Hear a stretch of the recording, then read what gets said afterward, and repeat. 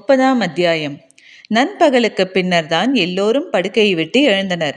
முந்தைய நாள் கொண்டாட்டம் முடிந்ததென்னமோ அதிகாலையில்தான். உறங்கிய பிறகு கனவில் தொடர்ந்த ஆட்டங்கள் எப்போது முடிந்திருக்குமோ யார் அறிவார். மாலை நேரம் நெருங்கும் வேளையில் சித்திர மாளிகைக்கு ஒவ்வொருவராக வரத் தொடங்கினர். பேரரசர் வரும் நேரம் அறிந்து ஏற்பாடுகள் ஆயத்தமாயின. பாண்டிய நாட்டு பெரும்படை தளபதி கருங்கைவாணன் நேற்றுதான் தலைநகர் திரும்பியிருந்தான். கருங்கைவாணனை போன்ற ஒரு மாவீரன் எப்பேரரசர்க்கும் தளபதியாய் அமைந்ததில்லை என்றே சொல்கின்றனர். அவன் தளபதியாக வழிநடத்தி சென்ற எல்லா போர்களிலும் இணையற்ற வெற்றிகளையே கிடைத்துள்ளன. பேரரசுக்கு வெற்றி கிடைப்பது அரிய செய்தியல்ல. ஆனால் அவனடைந்த வெற்றிகள் அனைத்தும் சோதித்து பார்த்து அடைந்த வெற்றிகள். எதிரிகளின் தாக்குதலுக்கு இடையில் போர்க்கலையில் பயிற்சியை நிகழ்த்த அளவற்ற திறன் வேண்டும். அவன் எதிரிகளை வைத்து போரினை அறியவே முயல்கிறான். போர் தொடங்கிய சில நாழிகைகளிலேயே களத்தின் ஒவ்வொரு இயக்கமும் அவனால் கணிக்கப்பட்ட வடிவத்துக்குள் வந்துவிடுகிறது. எதிரிகள் அவன் சொற்பேச்சை கேட்டு வந்து சேருவதைப் போலத்தான் அவனது திட்டங்களுக்குள் தலைநுழைத்து எட்டி பார்க்கின்றனர். பார்த்து கொண்டிருக்கும் போதே தலைகள் உடலை விட்டு தள்ளி போய் விழுகின்றன. நாடுகளை பிடிப்பதென்ற நிலையை கடந்து குறிப்பிட்ட மக்கள் குலங்களை தேடி தேடி வேட்டையாடுகின்றனர். எல்லாவித திறன்களையும் சேகரித்து கொள்ள வேண்டியது ஒரு பேரரசரின் தேவையாக இருக்கிறது. இப்போது கூட குறிப்பிட்டது ஒரு குலத்தை வெற்றி கொண்டுதான் திரும்பியிருக்கிறான்.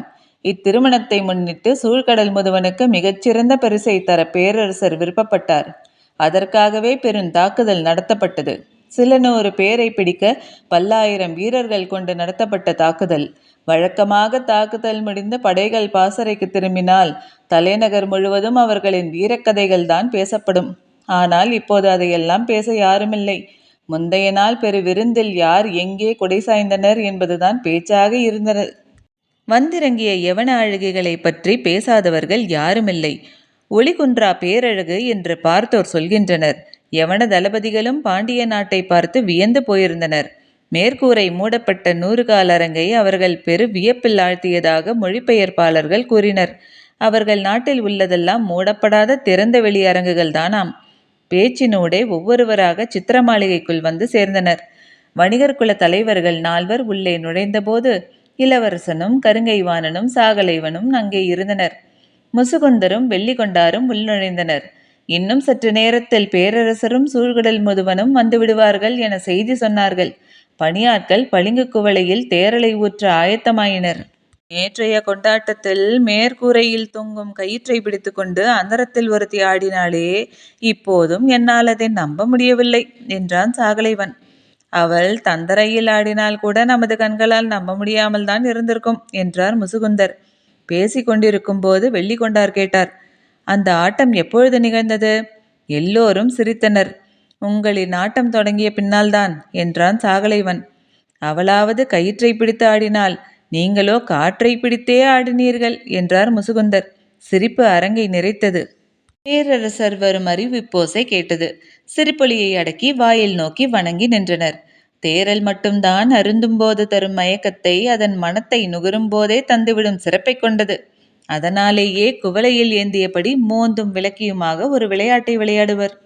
மூக்கில் ஏறும் மயக்கம் கன நேரத்திலேயே நடு உச்சியை தொட்டு திரும்புகிறது. கலையாமல் இருக்கும் மேகம் போல அது உச்சந்தலையில் நீண்டு நிலை கொள்ளும்.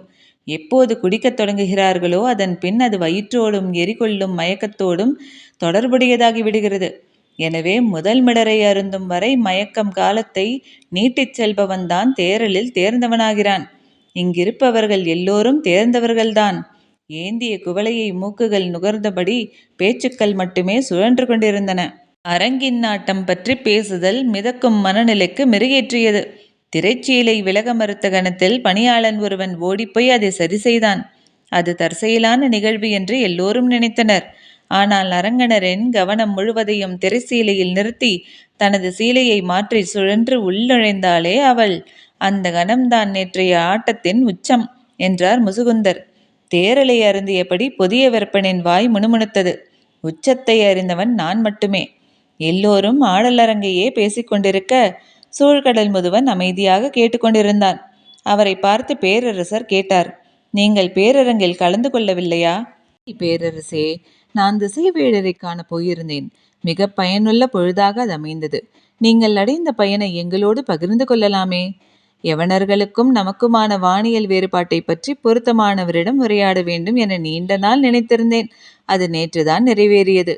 திசைவேடர் வானியலின் பேராசான், நீங்களோ கடல் வணிகத்தின் பெருமுதுவன். இருவரும் உரையாடினால் எவ்வளவு அறிவார்ந்த உரையாடலாக அது இருந்திருக்கும். எனக்கு கேட்க வாய்ப்பின்றி போய்விட்டதே. பேரரசரின் இச்சொல் சூழ்கடல் முதுவனை நாணச் செய்தது. யவனர்கள் பெரும் பேரரசை ஆண்டு கொண்டிருப்பவர்கள். நம்மை அவர்களோடு ஒப்பிட முடியாது. ஆனாலும் இருவருக்கும் நிறைய ஒற்றுமைகள் உண்டு. அப்படித்தானே முதுவரே என்று கேட்டார் முசுகுந்தர். ஆம் என்றார் முதுவன். கொல்வதற்கு விலையில்லா செல்வம் அவர்களிடம் உண்டு. கொடுக்கவோ ஒப்பிட முடியா வளம் நம்மிடம் உண்டு. இப்பெரும் வணிகம் நடக்கும் கடலை நாம் நேமி என்கிறோம். அவர்களும் இதை போன்றே சொல்கின்றனர். நாம் வட்டத்தை டிகிரி என்கிறோம். அவர்களோ டிகிரி என்கிறார்கள். காலத்தின் அளவீடுகளை நாம் ஓரை என்கிறோம். அவர்களோ ஹோவர் என்கின்றனர். வெம்மையை குளுமையாக்கும் அதிசய மரமாக நமக்கு வேம்பு இருக்கிறது. அவர்களுக்கோ ஆலிவ். இரண்டின் இலையிலும் இருப்பது ஒரே கசப்பு. இரண்டின் நிழலிலும் இருப்பது ஒரே குளுமை. 100 ஆண்டுக்கும் மேற்பட்ட வணிகத்தால் எவ்வளவோ கொடுக்கல் வாங்கல் நடந்திருக்கிறது. வணிகம் அவர்களின் தேவையில் இருந்துதான் தொடங்கி வளர்ந்தது. அதற்கான மாற்று ஈடாகத்தான் நாம் பலவற்றை பெற்றுக்கொள்கிறோம். அந்த தொடக்க கட்டத்திலிருந்து நாம் வெகு தூரம் முன்னோக்கி வந்துவிட்டோம். இப்போதைய நிலையில் கடல் வணிகத்தில் நமது கை மேலும் உச்சபெற என்ன வழி என்று கேட்டார் முசுகுந்தர். கற்பனைக்கான மயக்கத்துக்கு இப்போது தேரலையோ நேற்றைய ஆட்டத்தின் நினைவோ தேவைப்படவில்லை. வணிகத்தின் பெருங்கனவே போதுமானதாக இருந்தது. கனவென்பது உண்மையின் மீது அகலாத திரையை போல படிந்தே கிடக்க வேண்டும். காதலுக்குத்தான் அத்தகைய கனவை உருவாக்கும் வல்லமை உண்டு. அதனாலேயே கைகூடாத காதலுக்கு பெருந்தண்டனையாக கனவுகளே அளிக்கின்றன என்றாள் பொற்சுவை. வைகையின் கரையோரம் பூவிழி மன்றத்திலிருந்து ஓடும் நதியை பார்த்து கொண்டே பொற்சுவை கூறியது சுகமதிக்கு அதிர்ச்சியை தந்தது.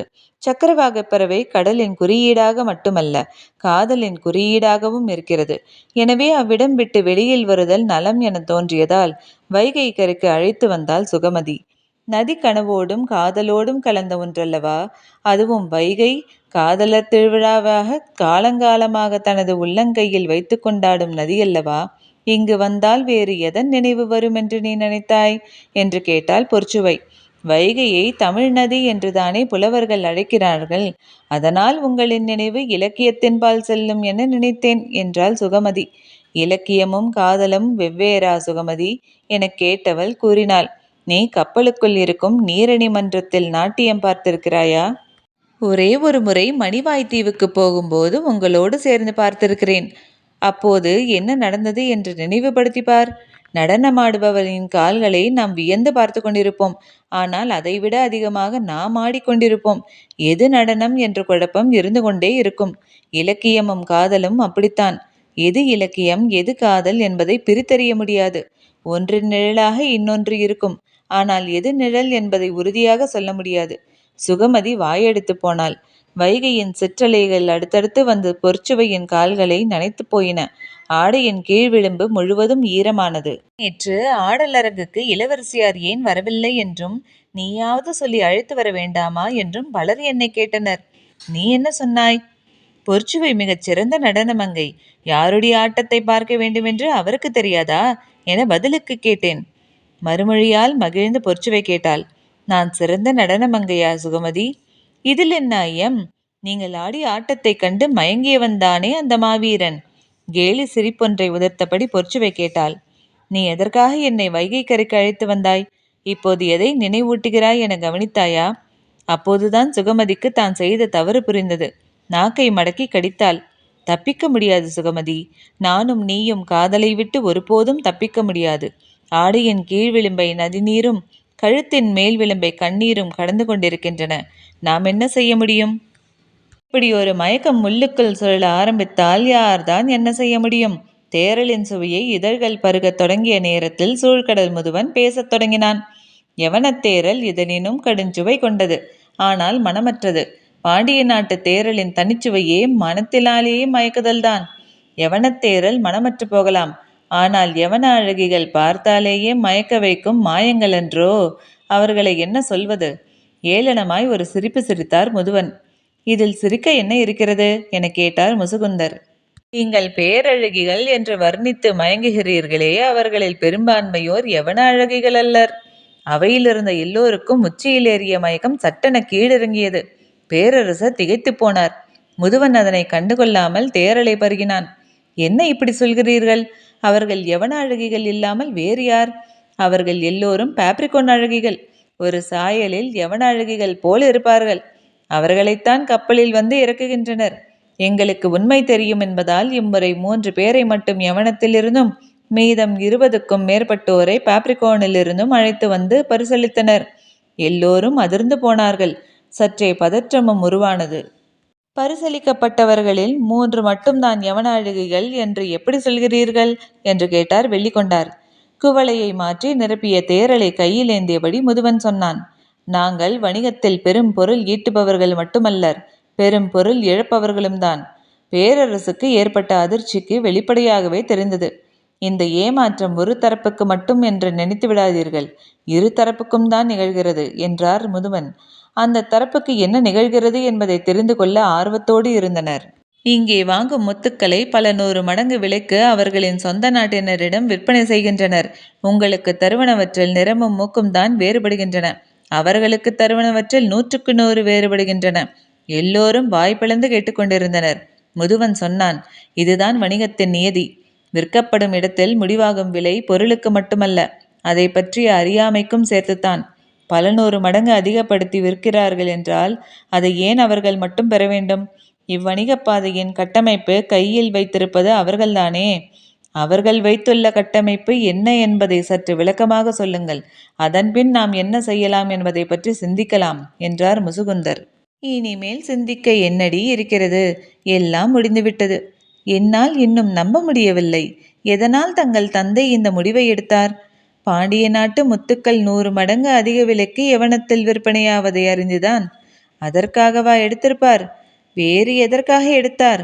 மிளகின் விலை இதைவிட அதிகமாக இருக்குமே. ஆனால் இத்தனை கப்பல்களும் முசிறியில் தானே நங்கூரம் பாய்ச்சிருக்கும். இந்நேரம் நாம் இருவரும் பேரியாற்றின் கரையில் பேசிக்கொண்டிருந்திருப்போம். சுகமதி திகைத்தபடி நிற்க பொற்சுவை தொடர்ந்தாள். யவனர்கள் எண்ணற்ற அழகிகளை கொண்டு வந்துள்ளதாக கூறினாயே, அதற்கு என்ன காரணமோ அதே காரணம்தான் என் தந்தை என்னை கொண்டு வந்துள்ளதற்கும். சுகமதி உறைந்து நின்றாள். வைகையை பார்த்தபடியே பேசிக்கொண்டிருந்தாள் பொற்சுவை. ஓடும் நீருக்குள் உறங்கும் நதி என்று மனதுக்குள் ஒரு வரி தோன்றியது. அதுதான் பெண் எனவும் தோன்றியது. சுகமதி அமைதியாக கேட்டுக்கொண்டிருந்தாள். பொற்சுவை சுகமதியை பார்த்து கேட்டாள். என்ன சுகமதி, பேச்சற்று போனாய்? இல்லை, ஒன்றுமில்லை என சொல்லி தனது உணர்வை மறைக்க பார்த்தாள். நீயும் நானும் மட்டுமல்ல, இப்பூவிழி மன்றத்தில் வந்து நின்ற எல்லா பெண்களின் கண்களும் இப்படி கலங்கித்தான் இருக்கின்றன. அதை வைகை அறியும். நேற்று மணமுடி கொடுத்து வெற்றிலை மாற்றும் அரங்கில் என்னவெல்லாம் இருந்தன என்று நீ பார்த்தாயா? எல்லாவற்றையும் சுகமதி பார்த்து கொண்டுதான் இருந்தாள். ஆனால் பொற்சுவை எதை கேட்கிறாள் என தெரியவில்லை. அரங்கில் அலங்கரித்து வைக்கப்பட்டிருந்த தட்டுகள் முழுவதிலும் பூக்களும் கனிகளும் மட்டுமே வைக்கப்பட்டிருந்தன. வேர்களும் தண்டுகளும் வைக்கப்படுவதில்லை.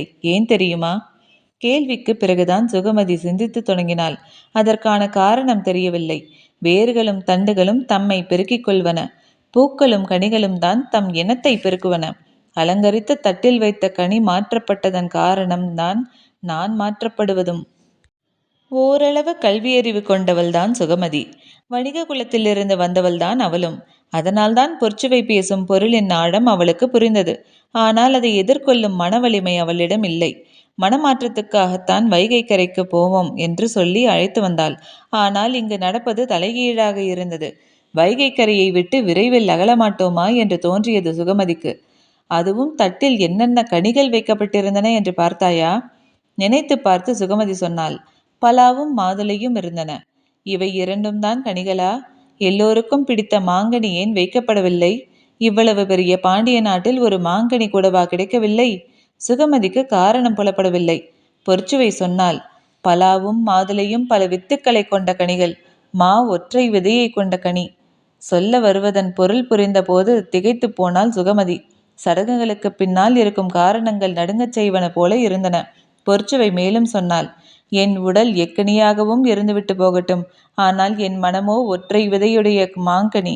அதில் இன்னொரு விதைக்கு இடமில்லை. இன்னும் வயிற்றில் இடம் இருக்கிறதா என கேட்டபோது சூழ்கடல் முதுவன் சொன்னார். நாங்கள் கடற்குடிக்காரர்கள். நீரில் மிதப்பதும் நீரால் மிதப்பதும் தான் எங்களின் வாழ்வு. முதுவனின் பேச்சை கேட்டு மகிழ்ந்தனர் எல்லோரும். அவர் வணிகப் பாதையின் கட்டமைப்பை பற்றி சொல்ல ஆயத்தமானார். அதை கவனித்த பேரரசர் கூறினார், இவ்வுரையாடலின் போது திசைவேழரும் இருந்தால் பொருத்தமாக இருக்கும். அவரை அழைத்து வாருங்கள் என்று உத்தரவிட்டதும் பணியாளர்கள் ஓடினர். அவர் வந்ததும் இதை பற்றி பேசுவோம் என்றார் பேரரசர். வேழர் தென் திசை மாளிகையில் இருக்கிறார். இங்கிருந்து போய் அவரை அழைத்து வந்து சேர நேரமாகும். முதுவன் சொல்லத் தொடங்கும் போது தந்தை ஏன் இப்படி செய்துவிட்டார் என மனதுக்குள் புலம்பினான் இளவரசன். பெருங்குவளை 3ஐ கடந்துவிட்டால் நினைவை நமது கட்டுப்பாட்டின் வழியே ஒழுங்குபடுத்த முடியாது. இவ்வளவு முதன்மையான செய்தியை உளறலாக பேசிவிடக்கூடாது. அது மட்டுமல்ல, உடன் 3 வணிகர்களை வைத்துக்கொண்டு பேசுவது அறிவுடைமை அல்ல. எனவே நாளை நிதானமாக பேசலாம் என்று முடிவெடுத்த பேரரசர் சற்று நேரம் கடத்துவதற்காக இதை செய்தார். முசுகுந்தருக்கு மட்டும் இது புரிந்தது. சொல்ல மறந்துவிட்டேன். திசைவேடர் வந்ததும் அவரிடம் யாரும் கபிலரை பற்றி சொல்லிவிடாதீர்கள், கோபப்பட்டு விடுவார் என்று சொல்லி சிரித்தான் முதுவன். முதற்குவளையை கடக்காமல் இருந்த முசுகுந்தர் கேட்டார். பெரும்புலவர் இன்னும் ஏன் மணவிழாவுக்கு வந்து சேரவில்லை? மணமுடி நிகழ்வுக்கு முன்னதாக வந்துவிடுவார் என நினைத்தேன். தாம்பூலம் தரிக்கையில் அவர் இல்லாதது மனதை கவலை கொள்ள செய்தது என்றார் பேரரசர். இத்திருமணம் பற்றிய செய்தி தெரியாத இடமே இல்லை. தெரிந்திருந்தால் அவர் வராமல் இருந்திருக்க மாட்டார். ஒருவேளை நெடுந்தொலைவுள்ள தீவு எதற்கேனும் போயிருந்தால் செய்தி எட்டாமல் போயிருக்கலாம் அல்லவா? முதுவன் சொன்னான். இல்லை, எல்லா தீவிலிருந்தும் வணிகர்கள் வந்துவிட்டனர். இத்திருமணச் செய்தி தெரியாத பகுதி நிலப்பரப்பில் எங்கேனும் இருக்கலாம். தீவுக்குள் எங்கும் இல்லை. கடலும் கடல் சார் வாழ்வும் தானே உங்களுக்கு அமைந்தது. நீங்கள் எப்படி செடி கொடி காய்கனிகளை பற்றியெல்லாம் இவ்வளவு அறிந்தீர்கள்? வைகையிலிருந்து மாளிகை திரும்பும் வழியில் சுகமதி கேட்டாள். மறுமொழியின்றி அமைதியாக வந்தாள் பொற்சுவை. தேர்ச்சக்கரம் உருளும் ஓசை மட்டுமே கேட்டுக்கொண்டிருந்தது. நான் எதுவும் தவறாக கேட்டுவிட்டேனா? இல்லை, மனம் ஆசானிடம் போய்விட்டது. அவர் எனக்கு கற்றுக் கொடுத்தது ஏராளம். அவரை பார்க்க கண்கள் ஏங்குகின்றன.